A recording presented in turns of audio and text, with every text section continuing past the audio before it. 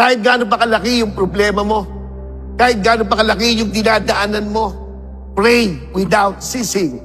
Symbolizing that tayo po sa Nueva Ecija are so blessed. Not because walang problema, not because walang bagyo, not because walang lindol, not because mataas ang presyo ng palay.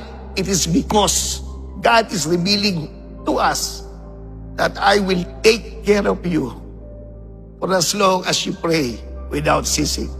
Let us stop praying. Let us pray for one another. And let us continue to pray as a community sapagkat praying without ceasing. Ito po ang pinaka maibibigay nating papuri, pasalamat sa ating Panginoon. Siguro sa pinagdadaanan ng bawat isa, in everything that comes our way, up to the last breath, masambit natin. Masambit natin, Panginoon, Ikaw, ang aking pagpupurihan.